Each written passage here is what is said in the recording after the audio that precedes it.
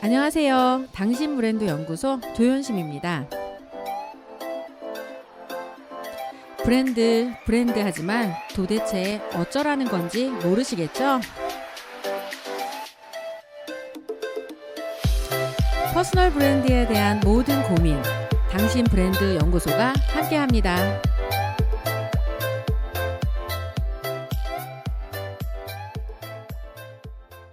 안녕하세요. 당신 브랜드 연구소 조연심입니다.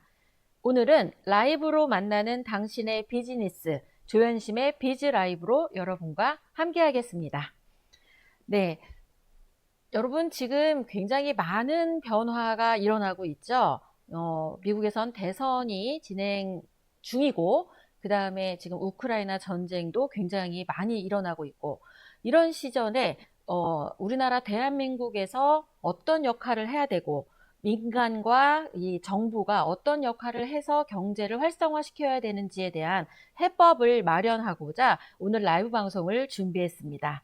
미라클시티 월드그룹 송신호 총재님 나오셨습니다. 안녕하세요. 예, 시청자 여러분 다시 뵙게 돼서 반갑습니다. 건강하십시오.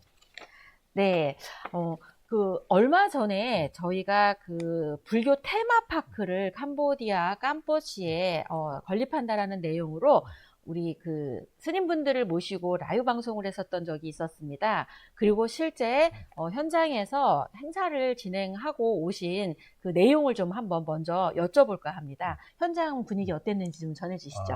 매우 성황리에 행사가 잘 마무리됐고요. 캄보디아, 특히 캄포츠 시청에서 부시장이 참석해 주셨는데, 민간 차원이 아니라 정부 차원에서 장소 대관 또 행사도 진행을 해 주셔서 한국에서는 큰 스님들과 대학 총장님과 교수님, 그다음에 건설 관계자에서 약 150명이 참석을 했고, 캄보디아 현지 주민들은 농업인 대표들이 한 500명, 그리고 현지 주민들 약 1000명 정도 참석해서 약 3시간 정도의 성황리에 참석을 했습니다. 그런데 우기 때가 비가 많이 왔지만 일단 행사 때는 성황리 돼서 참석했던 우리 한국의 방문자들이 미라클에 대한 유상이 매우 훌륭하다고 격찬을 하셨고, 이제는 미라클이 추진해왔던 이런 민간 사업을 정부가 지원해야 된다고 하는 공감대를 형성하고 오셨습니다. 앞으로 또 그렇게 많이 도와줄 걸로 알고 있습니다. 다녀오신 분들께 감사드립니다. 네, 저희 그 당신 브랜드 연구소는 네이버 TV와 지금 오디오 클립으로 동시 라이브로 방송되고 있습니다.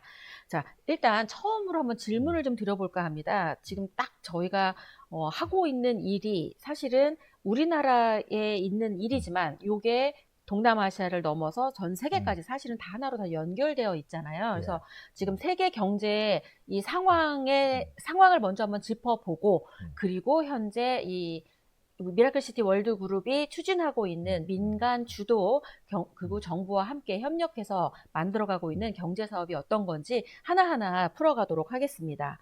제일 먼저 지금 우크라이나 전쟁이 2022년 2월부터 지금까지 계속 이어지고 있는데요. 이 전쟁에 대한 이야기 좀 풀어주시면 좋을 것 같습니다. 우리나라에서 경제적으로 내수 경제 활성화하기 위해서는 이제는 세계가 하나 된 글로벌화 시대이기 때문에 세계 경제를 알아볼 필요도 있겠습니다. 특히 지역적으로 우크라이나 전쟁이나 세계 전쟁, 여러 가지 지진, 해일들도 발생하고 있는데, 궁극적으로 지금 시대는 예전에 군사 전쟁 또 영토 전쟁에서 이제는 금융, 무역의 전쟁 시대입니다. 이제는 금융의 중심이 된 가상자산이라든가 디지털 금융이 전 세계의 패권을 가지고 그 패권 주도하에 경쟁을 하고 있습니다. 그래서 지금까지 전 세계 경제 중심이 달러인데, 이 달러가 기축통화를 하게 된 이유는 달러가 코로나19 팬데믹 이후에 미국 경제가 매우 어려운 상태입니다. 매우 어려운 상태, 내부 상태가 있음에도 또 대외적으로는 중국이나 러시아, 일본 등이 탈달러 운동으로 인해서 달러가 아닌 디지털 위안화 또는 디지털 루블화로 해서 그동안 해왔던 미국의 기축통화를 위협하고 있습니다. 그래서 미국 경제가 코로나19 팬데믹으로 인해서 각 국가에 지원해 주다 보니까 재정 적자가 있고 내수에는 굉장히 경제적으로 취약합니다. 세계 최대의 채권 국가이지만 최대의 채무 국가이기도 한 미국이 이러한 자국의 경제를 활성화하기 위해서 보호주를 함으로써 전 세계가 수출이나 대무역이 중단된 사태를 빚어왔고, 미국이 이러한 어려운 상태에서 미국의 탈미국화, 탈달러, 탈중앙화 이런 개념을 해서 중국과 러시아, 또 브라질, 인도네시아, 남태평양 등 이러한 국가들이 탈달러라 해서 반달러, 반미국화를 하다 보니까 전 세계는 지금 디지털 금융화폐의 패권 전쟁 시대입니다. 이제는 그동안 1917년도에 우리 대한민국은 디지털 금융인 가상자산이 도입이 됐는데, 실질적으로 1919년부터 활성화돼서 2022년도에 특검법이 만들어지고, 이제 2024년에 가상자산 이용자법이 만들어져서 그동안 가상자산, 특히 디지털 화폐가 부정적에서 이제 긍정적으로 변화가 되었습니다. 다만 2024년 7월에 기준해서 가상자산 이용자법이 실행이 되면서 개인이 만든 암호화폐는 폐지되고 이제 국가가 직접 CBDC를 발행해서 디지털 금융화 시대를 이끌고 있습니다. 이런 것은 미국이 탈달러를 주도화를 방지하기 위해서 오히려 가상자산을 활성화하고, 또 미국 트럼프 대통령이 대선 공약으로 비트코인이 가상자산의 미국을 수도를 만들겠다 공약할 정도로 이제는 전 세계 경제 중심은 비트코인, 디지털 화폐 수준입니다. 이거에 따라서 우리도 발빠르게 대응을 해야만이 새로운 디지털 금융 시대에 자립할 수 있고 경제에서 살아남을 수 있다고 봅니다. 지금까지는 무역 경제 전쟁이지만 이제는 코인에 대한 코인 전쟁 시대고, 각 국가가 기축통화를 하기 위해서 그러한 시스템 기술이 아직 마련되지 않고 특히 정책이 입안되지 않은 상태이기 때문에 혼란이 가중되는 혼돈의 시대입니다. 이런 혼돈의 시대를 잘 극복해서 오히려 위기를 기회로 만들 수 있는 기회가 지금 우리 대한민국에 있고, 또 그러한 대한민국 기회에서 가장 앞선다고 제가 자신한 미라클스 월드 그룹이 이 위기에서 극복하고 결국 세계 기축통화 역할을 할 수 있도록 지금 추진하고 있습니다. 그냥 저희가 알기에는 예전처럼 전쟁을 하면 땅 따먹기? 영토 전쟁이라고 생각했는데, 영토 전쟁을 넘어서 정말 그 디지털 자산, 그러니까 실제로 금융을 주도권, 금융 주도권을 잡기 위한 전쟁이라는 그런 말씀을 해주신 거를 보니까 그런 입장에서 또 전 세계의 이런 움직임을 바라보는 것도 되게 필요한 시각이라는 생각이 듭니다. 지금 이제 그 미국 대선에서 트럼프 대통령 그러니까 후보뿐만 아니라 상대 쪽도 예스 비트코인, 그러니까 비트코인을 받아들인다. 이제 굉장히 긍정적으로 이야기를 하고 있고, 이러면서 가상자산의 위상이 올라갈 거라고 예측을 하는데 실제로 그렇게 보시는지 궁금합니다. 지금까지는 가상자산이라고 하지만 앞으로 1, 2년 내에서 가상이란 용어가 없어지고 디지털 자산이라고 하고, 국가에서 발행하는 디지털 자산을 CBDC로 표현합니다. 그리고 이제는 각 국가는 국가별로 CBDC를 발행을 해서 이제 실물 화폐가 아닌 디지털 화폐로 교육을 하게 됩니다. 그래서 미국에서도 이러한 가상화폐 시대에 디지털 화폐에도 주도권을 잡기 위해서 발빠르게 비트코인을 양성하고 가상자산을 활성화하고 있습니다. 미국 증권위원회는 부정적인 면도 있지만 대선 후보들이 가상자산을 활성화한다고 하기 때문에 미국은 지금 아주 급박합니다. 가상자산에 대해서 주도권을 놓치지 않기 위해서 대선을 공약하고 모든 정책 수립을 가상자산, 다시 얘기하면 디지털 금융화 시대로 지금 입안을 하고 있습니다. 우리도 이게 발맞춰서 늦지 않고 도태되지 않도록 준비할 필요가 있겠습니다. 이제 세계 경제를 좀 살펴봤으니까 대한민국 경제 상황도 좀 이렇게 짚어주시면 좋을 것 같습니다. 저는 개인적으로 우리나라는 매우 성실한 나라입니다. 또 어려움을, 위기를 극복하는 매우 슬기롭고 지혜로운 나라입니다. 그렇지만 우리가 항상 성장해도 매우 어려운 과정이 있는 것은, 특히 우리나라는 막대한 기술력, 또 탁월한 기술력을 가지고 있는데, 우리나라는 단점이 하나가 있는데 그거는 금융입니다. 우리나라는 세계적으로 금융 위기에 떠나서 우리나라는 금융에 대해서는 취약 국가입니다. 단적으로 애국 간의 송금이나 수금이 이루어지지 않습니다. 무역에 대해서는 애완 송금이 되지만 투자 유치라든가 론 인베스트먼트나 이런 모든 것들은 금융 제재가 되어 있습니다. 우리나라가 아무리 좋은 기술과 아무리 좋은 개발 계획을 갖고 있어도 금융에 조달되지 못하는 이유는 우리나라가 아직 종전이 되지 않고 정전 국가이기 때문에 투자자로부터 안정성을 보호받지 못하고 있습니다. 그래서 이러한 구도에서 실질적으로 우리나라는 금융 취약 국가고, 또한 이런 것을 미국에서 직접적으로 우리나라를 경제 제재를 하기 위해서 이런 금융 위기에 대해서 또 금융 기술에 대해서 풀어주지 않기 때문에 우리는 경제주의, 자본주의 사회에서 가장 중요한 금융이 취약 국가라고 할 수밖에 없어서 앞으로 국가가 성장하고 노력한다 하더라도 결국은 미국이나 선진 국가가 판단에 따라서 우리 그 향후가 결정되어진다 보고 있습니다. 좀 안타까운 사실이고, 또 이러한 것을 극복하기 위해서 대안이 필요한데 정부 차원에서 이러한 것을 추진하지 못합니다. 애교 문제나 정치 문제가 있기 때문에. 그래서 이런 것들도 민간 차원에서 금융 경제를 활성화할 수 있고 대무역이라든가 또 해외 진출할 수 있는 계획을 스스로 만들어야 된다 봅니다. 우리 미라클시티는 그러한 점에서 직접 실천하고 있는 기업 중에 하나입니다.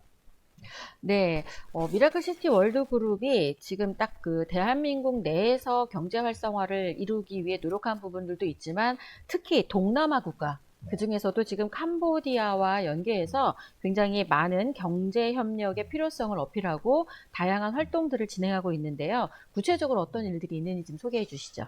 일단 캄보디아도 언급이 필요하지만 동남아시아에 대한 것도 좀 언급이 필요할 것 같습니다. 동남아시아는 지리적으로는 우리나라의 지도를 보면 시계 방향으로 약 7시 방향에 위치하고 있습니다. 그래서 동남아시아는 10개 국가가 있는데 육지에 5개, 해양 국가가 5개가 있습니다. 여러분이 잘 아시는 태국과 캄보디아, 베트남, 미얀마, 라오스는 대륙 위에 있는 인도 차이나 반도에 위치하고 있습니다. 또 내륙의 해양 국가는 인도네시아, 말레이시아, 또 싱가포르, 필리핀, 브루나이 등 해양 국가 5개입니다. 우리에게 친숙하지만 이 10개 국가, 특히 인도네시아에서 2002년에 독립한 동티모르까지 11개 국가는 단일 국가 체제를 만들어서 동남아시아 국가연합 아세안을 만들었습니다. 1967년에 태국과 싱가포르, 인도네시아, 필리핀 5개 국가들이 만들었고, 현재는 아시아 국가인 모든 국가들이 아세안 회원국입니다. 동남아 국가라고 하면 이 10개 국가에다가 한국과 중국, 일본도 포함시키는 경우도 있습니다. 아무튼 저희 나라도 아세안 회원국으로 가입한 것도 맞습니다. 근데 우리 이 아세안은 자국의 10개 국가들이 교역량이 1년에 약 3천조 달러에 해당됩니다. 우리 대한민국은 이 아세안 국가에 연간 약 300조 정도의 수출을 하고 있고, 앞으로 세계 최대의 우리 수출이나 수입 국가인 미국과 중국을 대체하기 위해서는 동남아 국가하고 반드시 협력을 해야 됩니다. 자, 그런데 이러한 10개 국가가 아세안 국가로서 경제 협력을 하고 동반 국가로 연합을 했는데, 이제는 국가가 경제 공동체, 전략적 동반 관계를 형성을 해서 2002년도에 아시아 경제 협력의 전략적 동반자 관계로 만들어서 이제 일일 생활권을 가지고 무비자라든가 관세율을 낮추거나 이런 걸로 해서 동남아시아 10개 국가 한 국가 체제로 움직이고 있습니다. 여기에 캄보디아는 상대적으로 매우 빈약하고 취약한 국가입니다. 경제적으로 굉장히 빈약합니다. 그런데 캄보디아는 지리적으로는 내륙의 5개국의 중심이고 10개국의 동남아시아 국가의 중심입니다.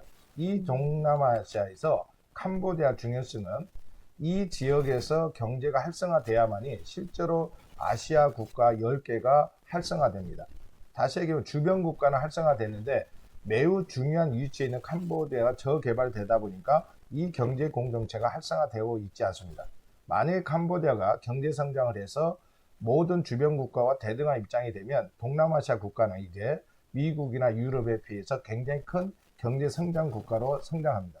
이러한 것들을 인지하고 우리 대한민국에서 발빠르게 이거를 캄보디아 경제협력, 특히 우리나라 윤석열 대통령께서 2002년도에 한국과 아시안 정상회의를 개최를 했고 전략적 동반자 관계를 선포하셨습니다. 특히 이번에도 포괄적 전략적 동반자 관계라고서 2024년 5월에 또 발표한 만큼 아시아에 대한 중요성을 우리 정부도 알고 있습니다. 그래서 캄보디아 정부가 지금 발빠르게 모든 경제 성장 또 경제 발전을 노력하는데 여기에는 막대한 재원과 기술이 필요한데 그 기술과 재원을 우리 대한민국이 1순위로 지금 투자를 하고 있고 지원을 하고 있습니다.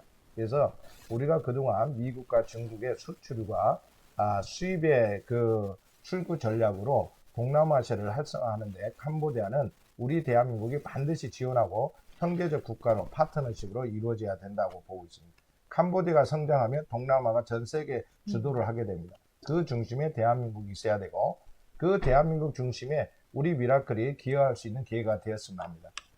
네, 그냥 말씀만 듣더라도 굉장히 큰 규모의 일들을 진행하고 계시는 것 같습니다. 저희 지금 이제 동남아시아 이야기를 지금 했는데, 동남아 개발은행이 설립되었다는 이야기가 있습니다. 그 소식에 대해서 좀 더 전해주시죠. 아시아 국가의 국가 재건을 위해서 일본을 중심으로 15개 국가가 아시아 개발은행을 설립하였습니다. 다만 일본이 주창했지만 미국 견제하기 위해서 필리핀 마닐라에 아시아 개발은행을 설립했고 이러한 일본에 반대하기 위해서 영향력을 극복하기 위해서 중국은 아시아 인프라스트럭처 1대1로 사업으로 경제 지원을 하는 걸로 또 중국 은행을 설립하였습니다. 우리나라는 지금 현재 이런 저개발 국가 또는 동남아 국가 지원하기 위해서 코이카와 EDCF를 만들었지만 현실적으로 지원하기는 어렵습니다. 그래서 동남아 현지에 직접적으로 아시아 개발은행과 중국 개발은행의 중간 성격인 동남아 개발은행을 설립해야 되고 이 설립하는 원칙은 모든 개발이나 행정 지원하기 위해서는 재원이 필요한데 돈을 마련하기 위해서는 시스템이 필요합니다.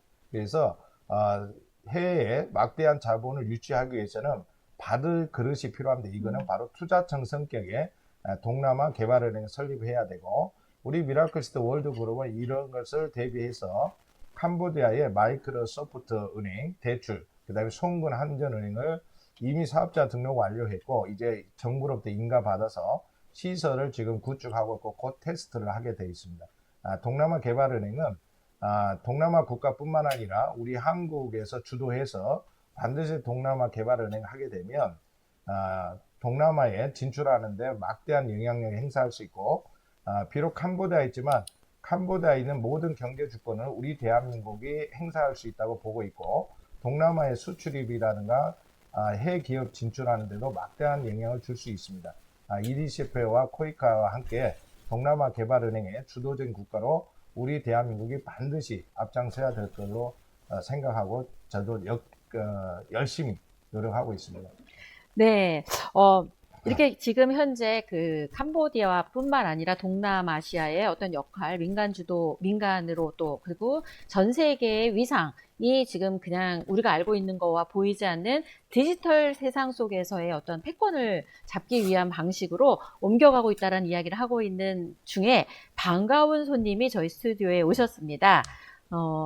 이분과 함께 실제 민간 주도 경제 사업이 왜 진행돼야 되는지를 들어보면 도움이 될 것 같아서 모셨는데요. 잠시 조정 시간을 갖고 새롭게 무대가 바뀌었습니다. 전국 대학교 총장 연합회 회장님이시고 현재 나주대학교 총장님이신 정창덕 총장님을 무대에 모셨습니다. 안녕하세요. 네, 안녕하십니까. 네, 본인 소개 좀 잠깐 부탁드리겠습니다.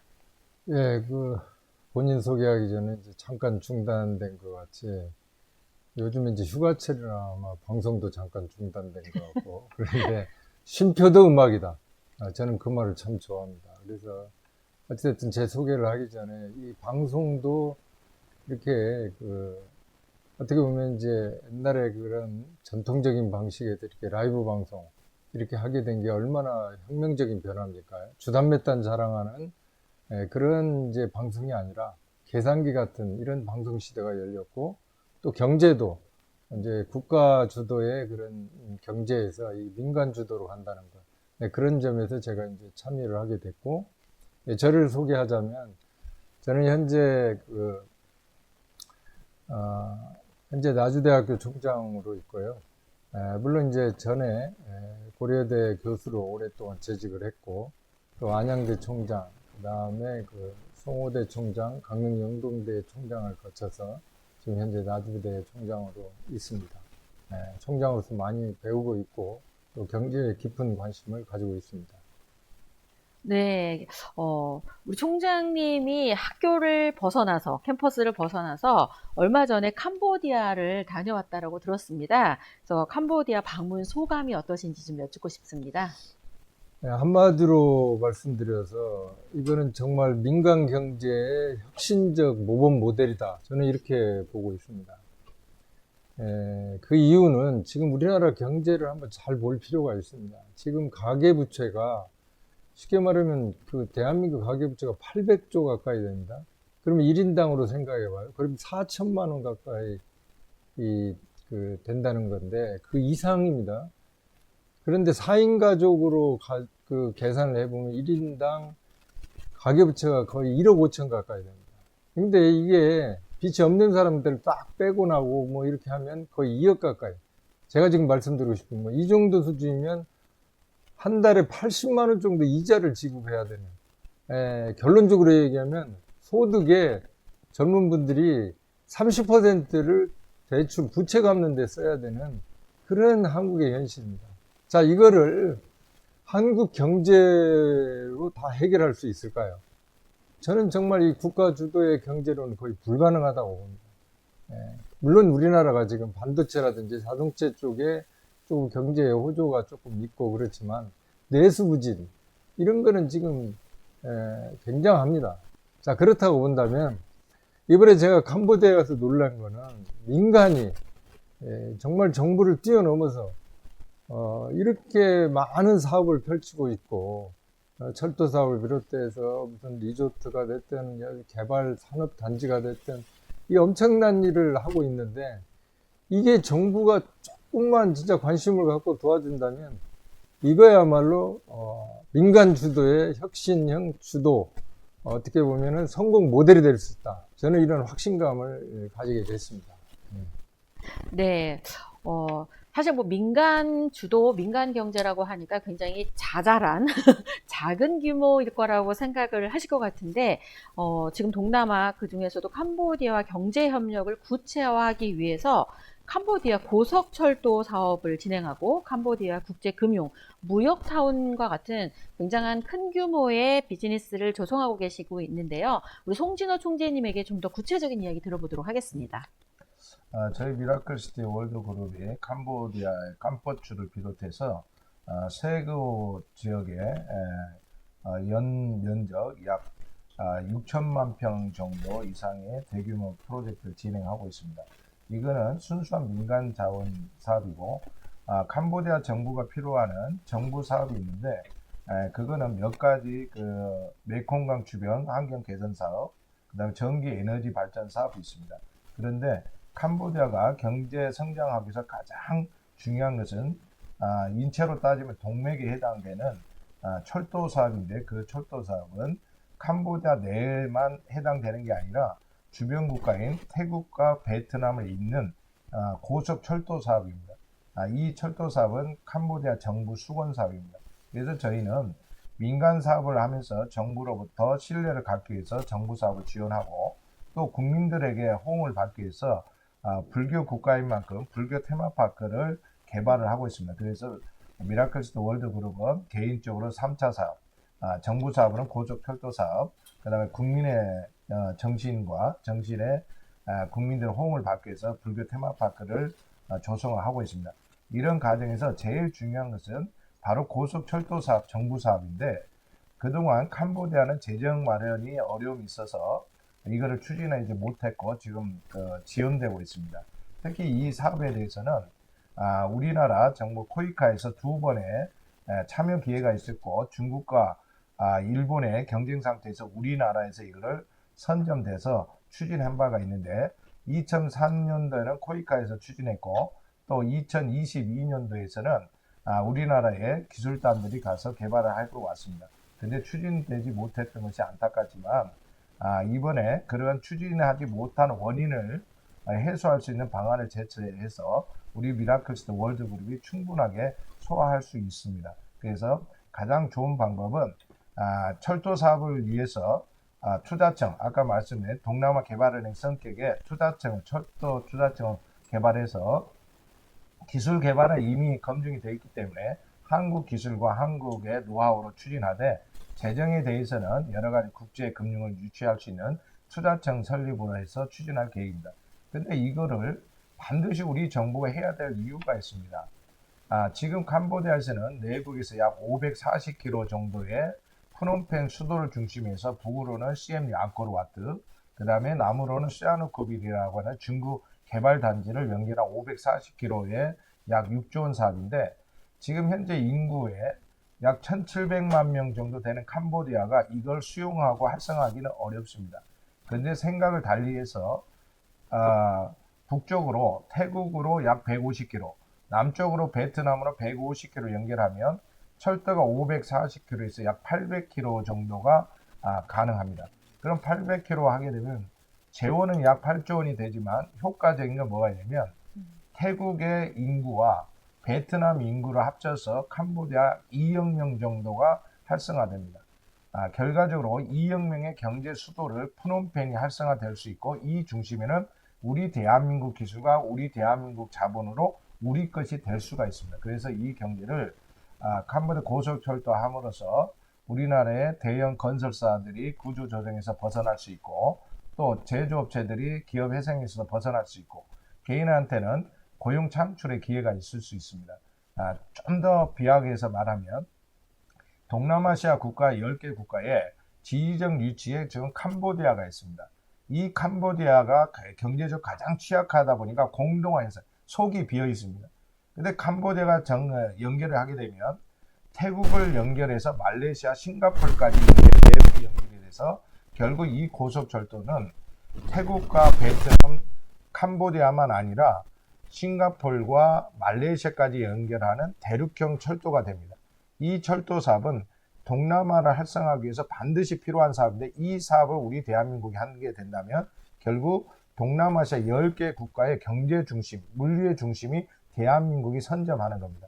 그래서 이 사업은 반드시 우리 민간 차원이 추진할 게 아니고 정부가 적극 지원해서 정부 사업을 추진돼야 된다고 합니다.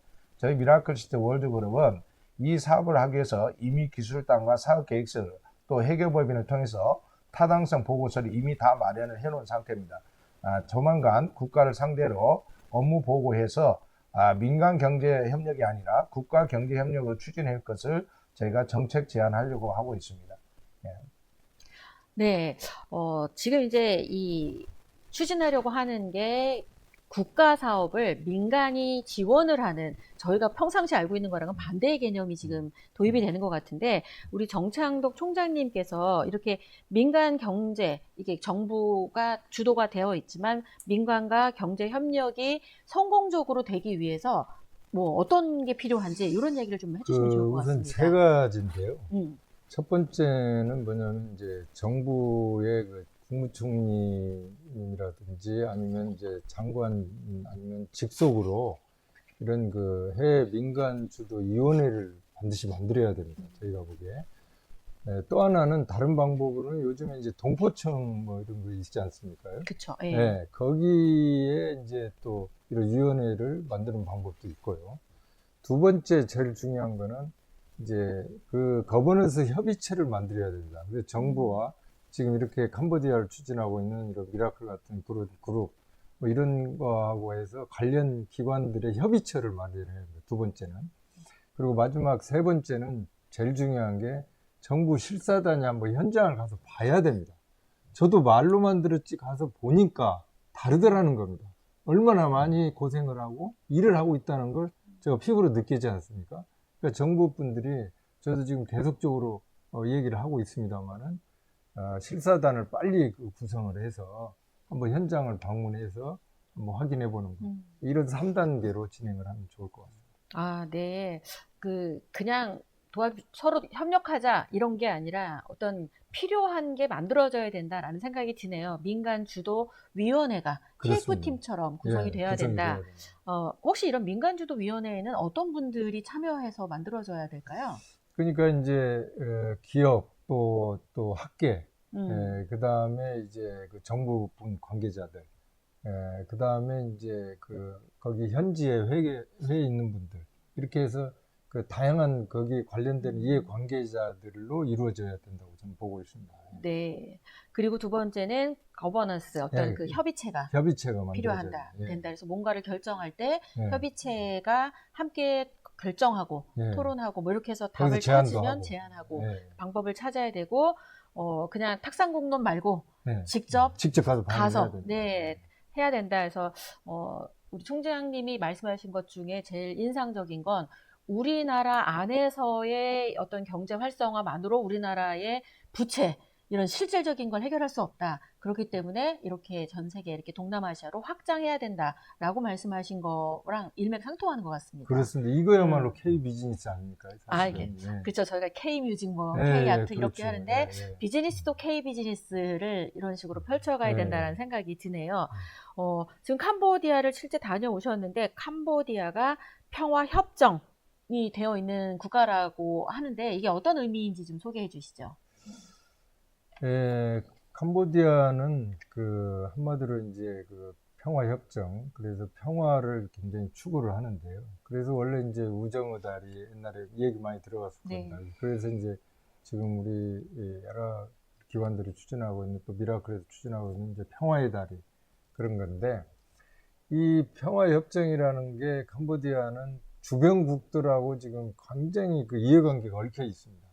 근데 이게 우리가 평화협정으로만 이해해서는 안 되고, 평화협정을 거꾸로 아까 저희 민간주도 경제가 들어가면 캄보디아를 거점으로 해서 오히려 평화가 더 확산이 되는 겁니다. 옆에 태국, 베트남, 중국 뭐 이런 데로 다 확산이 되는 겁니다. 그러니까 캄보디아가 이미 다른 나라하고도 많이 평화협정도 맺었고 자구적으로 내부에서도 평화협정을 위해서 많이 노력도 하고 있지만 한국이 민간주도가 거기에 더해지면 이게 시너지 효과가 돼서 다른 나라로 이게 파급이 될 수 있다는 게 저는 이게 거꾸로 평화협정을 우리가 그걸 잘 활용하고 잘 응용하면 오히려 우리 경제에 큰 도움이 되지 않겠나. 그리고 그 일을 지금 하고 있지 않습니까? 그 협정에 대해서 조금 더 구체적으로 한번 네. 송 회장님 말씀해 주시면. 캄보디아는 그동안 국가체는 입헌군체제만 실질적으로 자유민주주의를 표방해 왔습니다. 그동안 정치 통치자는 훈센 총리께서 38년을 집권하셨는데 그동안 장기 집권하면서 공산당 혁명 크메르 루즈를 타파하면서 평화국가로 지향을 해서 평화를 국가 슬로건에서 노력하였고 노벨 평화상까지도 수상하셨습니다. 그런데 지금 경제성장하면서 국가 재건하면서 평화야만이 국가를 담보할 수 있고 보장할 수 있는 원칙입니다. 그래서 국가 차체에서 평화로 슬로건을 했고 이제 구체적인 거는 평화협정이란 건 뭐냐면 캄보디아가 제3국으로부터 침략을 당하거나 위협을 받으면 제3국이 특히 동남아 10개국 아세안 국가들이 자동 개입을 해서 같이 대응한다. 이게 이제 평화협정입니다.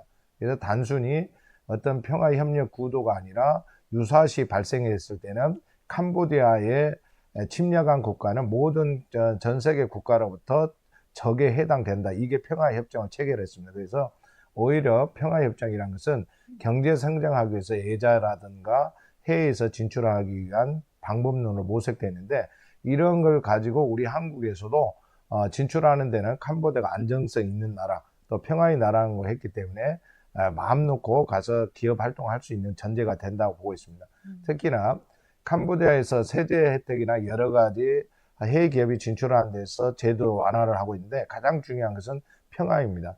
수익이 발생되기 전에 공산주의로서 수익금을 국가로부터 반환하지 못한다 이런 우려가 있는데 평화 원칙으로 해서 캄보디아에 투자하면 수익금을 자유롭게 반환할 수 있습니다. 그래서 경제자들이 투자를 하고 수익이 반환함으로써 안전 구도를 해서 캄보디아 진출이 꽤 활발하게 이루어지고 있습니다. 평화는 이런 구성이 또 우리 미라클스 월드그룹이 추진하는 기업 논리는 단순히 개인 기업의 이익보다도 국가 경제를 경제 살리기 일환으로 노력을 하고 있고 좀 더 나가면 저희 자체가 평화를 원칙으로 하고 있습니다. 그런데 우리 총장님께서 좋은 말씀, 우리나라를 경제 부채만으로 힘들다. 그거는 개인 소견으로는 아무리 우리가 훌륭하더라도 미국 경 선진 국가들은 우리가 자주 경제를 하기를 원치 않습니다. 그래서 계속적으로 이런 원칙이 있는데 반면 국가는 애국에 투자할 수 없습니다. 개인 기업만이 애국에 투자할 수 있습니다. 특히 캄보디아 국가는 중국과 북한과도 애교 수교로 우리보다 더 앞서가고 있습니다. 그래서 국가 차원에서 캄보디아하고 먼저 하기는 어렵고 우리 민간 차원에서 모든 것이 이제 마련이 됐을 때 국가가 정부 지원으로 한다고 하면 애교 문제가 발생되지 않고 오히려 주도적으로 할 수 있다고 봅니다. 그래서 캄보디아 평화 국가는 우리 국가가 남북 관계처럼 평화를 표방하듯이 캄보디아도 그런 취지로 표방하기 때문에 캄보디아 한국의 일맥상통해서 뭐 경제, 사회, 문화, 예술뿐만 아니라 이런 정치 논리까지도 단일화될 수 있는 좋은 나라라고 파트너십이 좋게 본다고 생각합니다. 네, 이제 캄보디아 하면 평화라는 단어가 떠오르실 거고, 그러니까 평화를 추구하는 캄보디아에 자유롭게 투자를 통해서 저희의 이 경제적인 문제를 해결할 수 있는 돌파구가 되지 않을까 이런 기대를 좀 해보게 됩니다. 이거의 일환으로 2024년 9월에 동남아 경제협력 활성화를 구체화하기 위해서 특별한 시간을 준비했다고 하는데요. 어떤 거죠? 동남아에 특히 동남아 캄보디아 이런 개발의 중요성 또 앞으로 추진할 내용을 민간 차원에서 저희 미라클스 월드그룹 추진해 왔는데 이제는 국가가 관심을 갖고 지원해 주길 바라고 있고 또 캄보디아뿐만 아니라 주변 국가들을 함께 공감할 필요가 있습니다. 그래서 2024년 5월에 캄보디아 훈마네 총리가 공식 방문한 바가 있습니다. 이제 2차로 9월 10경에 2차 방문을 예견하고 있는데 만약에 캄보디아 총리께서 한국을 방한할 경우를 감안해서 우리 대한민국 국회에서 공식적으로 동남아 특히 캄보디아 경제협력에 대해서 포럼 방식으로 그 경제협력을 살펴서 설명하려고 합니다. 그 해당 당사자는 캄보디아 주무장관 또 동남아 국가의 주무장관뿐만 아니라 우리 대한민국의 양당 국회의원과 또 주무장관도 참석할 예정이고 거기는 그 건설단들, 철도사업, 특히 철도사업을 추진하는 기술단과 철도관계청 또 투자자들 이런 분들이 모두 참석할 예정입니다. 특히 이번에 캄보디아에 가는 불교 지도자들도 참석해서 불교 문화 국가와 우리 국가의 문화 교류에 대한 것도 업무 협약할 예정입니다. 이번 행사는 양 국가뿐만 아니라 동남아 모든 국가들이 관심을 가져주길 바라는 마음으로 행사 주최를 해서 지금 대관 신청을 하였고 이번 행사는 동남아 국가는 각국 주한 대사들이 참석할 예정입니다. 엄청난 규모의 행사가 마련되고 있는 것 같아서 굉장히 기대가 되는데요. 이럴 때 이제 민간은 지금 이미 움직이고 있다라는 생각이 드는데 우리 정창덕 총장님께서 이럴 때 이 정부 쪽에 어떤 요청이나 이런 게 좀 있을 것 같습니다. 어떤 도움이 좀 필요할까요? 정부에서는 그러니까 첫째는 아까도 제가 잠깐 언급을 드렸습니다만은 일단 현장을 한번 꼭 방문을 해야 됩니다. 그게 이제 1단계로 제일 중요하고, 두 번째는 이제 우리가 이제 탁상 행정에서 조금 벗어나서, 제가 이번에 캄보디아에서 그 얘기를 했습니다. 기업인들이랑 같이. 수명으로 살지 말고 사명으로 살자. 우리가 이게 지금 경제가 어렵다 하는데, 저도 마찬가지로 저부터도 공무원들도 그렇고 정부도 그렇고 이제 사명감을 가지고 한번 해보는 겁니다.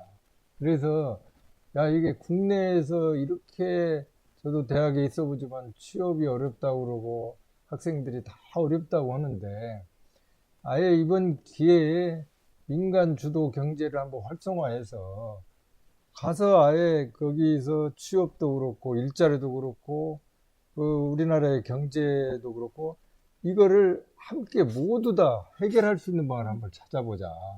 그래서 정말 수명으로 살지 말고 사명으로 살자, 우리 같이. 이 캄보디아 분들도 하여튼 언급길에 굉장히 공감을 했습니다. 예. 근데 제 얘기는, 어찌됐든 정부에서는 첫째, 꼭 방문을 한번 해야 되고, 두 번째는 이번에 이제 국회에서 우리가 포럼을 할 때, 진짜 정부 분들이 꼭 참여를 해야 됩니다. 국회의원분들도 마찬가지예요. 그러니까 우리가 정치는 정치대로 한다 해도, 정치는 그래도 경제가 뒷받침이 돼야 됩니다. 오직하면 미국 그 대통령도 문제는 경제다, 뭐 이런 말까지 했겠습니까? 그러니까 정치도 결국 경제가 뒷받침돼야 정치도 살아나는 거니까 이 정치인분들도 특별히 이번에 국회에서 행사하는데 꼭 좀 참여하셔야 되고, 세 번째 이제 제일 중요한 거는 국가 정부에서는 이렇게 그 뭐 돈을 지원하고 뭐 무슨 뭐를 지원하고 막 이런 게 아니잖아요. 지금 정부는 민간이 할 수 있도록 그쪽 정부에 신뢰를 주는 겁니다. 예를 들면 제가 절실히 느끼는 건, 외국에 가보면 이게 이제 총리나 왕 대통령이 바뀌면 민간이 그동안에 열심히 했는데 이게 안 되는 거예요. 그러면은 민간은 어디 가서 하소연할 데가 없는 거예요. 그동안에 많이 투자는 해놨지. 그러면 정부가 조금 나서서, 야, 우리가 그 기업은 믿을 수가 있으니 조금 너희들이 더 도와줘라, 이러면은 새로운 정부가 나타난다 하더라도 굉장히 이어갈 수가 있어요, 사업을. 네, 이 점이 제일 중요합니다. 그래서 사각지대가 없게. 그러니까 죄송합니다. 이게 영어가 쓸 입장은 아닌데, seamless, 끊이지 않게 정부가 그 역할을 해줘야 됩니다. 그러니까 조금 중매 역할, 쉽게 말하면 좀 더 해줘야 된다는 거예요. 아무리 상대방이 좋고 여기도 좋아도 중매자가 엉뚱하게 얘기한다든지 중매자가 나서지 않으면 이게 안 되잖아요. 그런 네. 점에서.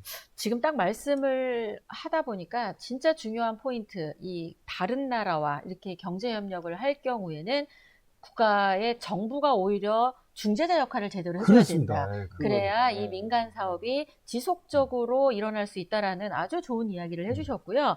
수명으로 살지 말고 사명으로 살자. 대한민국 국민뿐만 아니라 캄보디아, 그리고 이 연결돼서 비즈니스가 이어지는 모든 사람들이 어떤 하나의 공통된 사명으로 움직인다라고 한다면, 이 민간 주도의, 그리고 민간과 정부가 함께 가는 이런 경제 협력이 잘 활성화될 거라는 기대를 하면서 오늘 방송을 좀 정리해 볼까 합니다. 자, 마지막으로 우리 총장님. 아니, 그러니까 제가 하고 싶은 항상 이야기 하는 마무리 얘기가 해주시면 있습니다. 좋겠습니다. 불꽃놀이는 낮에 하지 않는다. 우리 어렸을 때 막 쥐불놀이 하잖아요. 네. 가까운 밤에 하잖아요. 지금 우리가 경제가 다 어렵다 그래. 캄캄하다 그래. 그러면 민간이 지금 사명감을 가지고 또 민간이 불꽃놀이를 할 때 정말 정부가 조금만 중매 역할만 해준다면 대한민국 경제 반드시 살아납니다. 예. 기대가 확 되는 것 같습니다. 예. 예. 저는 확신합니다. 그래서 우리가 네. 이 일을 같이 한번 만들어 갔으면 합니다. 예, 일이 될 것 같다는 생각이 확 듭니다. 우리 총재님 마무리 인사 부탁드리겠습니다. 이번에 국회에서 포럼한 이후에 다시금 이러한 기준을 가지고 캄보디아 정부와 캄보디아 국회에서도 포럼을 개최합니다. 그리고 약 10월경에 동남아 아세안 회원국을 참여해서 고속철도 사업을 중심으로 투자청과 사업단 발대식을 하게 됩니다. 이 사업이 추진되면 우선 대한민국에 해당되는 그 건설사들이 약 100여 개가 진출할 수 있고, 제조업체가 약 10,000개, 그리고 내년 3월까지 해외 건설 근로자가 약 3만 명이 해외 취업을 할 수가 있습니다. 이 사업으로 총장님 말씀대로 국가가 조금만 관심 갖고 지원해 준다면 대한민국 경제 살리기에는 큰 효과가 있을 거고, 초기에 말씀드렸듯이 코로나 이후에 가장 어려운 경제 상황인데도 이거를 위기 극복할 수 있는 기회로 삼을 수 있습니다. 대한민국이 다시 한번 세계에서 우뚝 서는 그런 자랑스러운 기백을 보여주기를 희망합니다.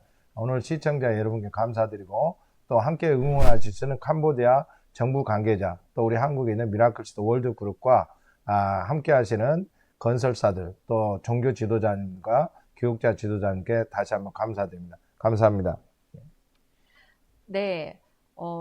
쥐불놀이는 어둑어둑한 저녁 때 시작을 한다고 말씀을 하셨는데, 실제로 정부가 함께하면 정말 화려한 불꽃놀이 축제가 될 거라는 그런 기대를 하면서 오늘 조현심의 비즈 라이브 여러분과 함께 했는데요. 많은 응원과 지지가 필요한 때인 것 같습니다. 경제협력, 혼자만의 힘으로 될 수 없다라는 생각하시면서 미라클시티 월드그룹이 함께하는 부분들에 많이 지지와 응원을 부탁드리면서 오늘 방송 여기서 마치도록 하겠습니다. 함께해 주셔서 감사합니다. 당신 브랜드 연구소는 퍼스널 브랜딩 그룹 MU, 생각표현 연구소, 셀링 포인트 연구소, 브랜드 컨셉 디자인이 함께합니다.